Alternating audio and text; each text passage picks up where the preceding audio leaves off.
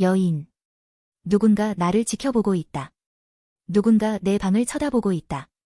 항상 어떤 차가 속도를 늦추며 나를 쳐다보는 것만 같다. 어딜 가더라도 그 사람과 자주 마주친다. 그 사람의 눈빛은 날카롭다. 때때로 눈이 마주치면 그 눈은 사냥감을 노리는 야수와 닮았다. 집 밖으로 나가는 것이 두렵다. 그 사람이 어쩐지 집 앞을 지키고 있는 것만 같다. 남인.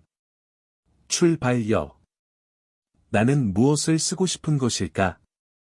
이런 질문 같지 않는 질문을 던진 지 오래되었다. 몇 달까지는 아니어도 몇 주 동안.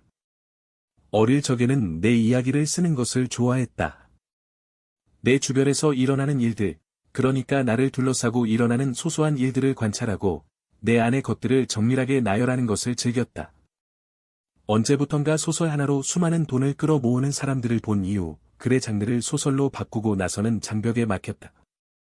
사람들이 좋아할 법한 이야기를 지어내야 하다 보니 예전에 재미있게 봤던 영화, 드라마, 소설 속의 장치들을 머릿속에 검색하고 의도적으로 그런 장면들을 나열하기 시작했다.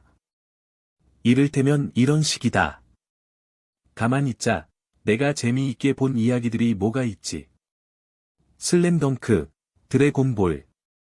이 둘은 너무 유명하지만 그래도. 요괴소년 호야, 꼭두각시 서커스. 최근에는 귀멸의 칼날. 생각해보니 나약한 주인공이 처음에는 뭣도 아닌 주인공이 절대 빌런을 상대하며 성장해가면서 종국에는 세상을 구하는 이야기를 좋아하는구나. 비단 만화책에만 국한되는 게 아니었다. 무라카미 하루키의 소설 중에서도 개인적으로 가장 으뜸으로 꼽는 게 해변의 카프카, 다. 이 책이야말로 다무라 카프카라는 소년이 가출을 하면서 성인이 되어가는 과정을 여러 비유와 상징을 통해 그려낸 명작이다. 10년이 흐른 2013년에 하루키가 쓴 또 다른 성장소설 색채가 없는 다자키 스쿠루와 그가 순례를 떠난 해, 또한 그의 소설 중에 그 다음으로 좋아한다. 다자키 스쿠루는 다무라 카프카의 성인 버전처럼 보였다. 우여곡절 끝에 어둠 속에서 빠져나온 카프카였지만 20살이 넘은 성인이 되고서도 은밀하고 조용한 성정 탓인지 몰라도 잘 쌓아왔던 우정이 한순간에 무너지는 경험을 하게 된다. 사유를 따지지 않고 내면 깊이 묻어둔 채 30대 중반이 된 카프카, 별표 그가 스쿠라라고 나는 생각한다. 가 지난 사랑에 빠지면서 20대의 그 시절을 역추적하면서 또 한 번 허물을 벗는 성장소설이다. 육체적으로, 사회적으로 성숙해 보이는 성인이지만 그 내면은 여전히 아이였던 것이다. 그래, 그렇다면 성장소설이 기본 모티브다. 그럼 주인공의 직업을 어떻게 설정할까? 그때부터 막히기 시작했다. 소설을 한 줄도 시작하지 않았는데 막히기 시작한 것이다.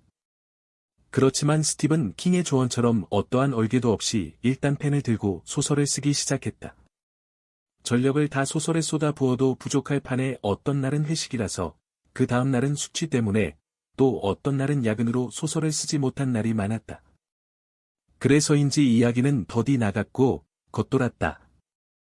무엇보다 그 어떤 핑계도 없는 기간에도 이야기가 제대로 나아가지 못했다. 고민했다. 그래, 애초에 내가 타고난 이야기꾼은 아니라는 사실은 인정하자. 그렇지만 기왕지사 소설을 쓰기로 결심을 했으면 몇 권의 결과물은 내어보자.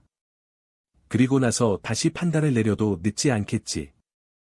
어떻게 보면 별것도 아닌 글쓰기인데 쉬이 포기되지 않았던 것은 실은 이야기에 재능이 없다는 것을 인정하기 싫었던 탓일까? 아니면 이야기야말로 자격증을 딸 필요도 없고 아이패드나 고성능 마이크 같은 장비를 살 필요도 없이 오직 글만으로도 돈을 벌 수 있는 가장 가성비 높은 직업군이라고 여겼던 탓일까?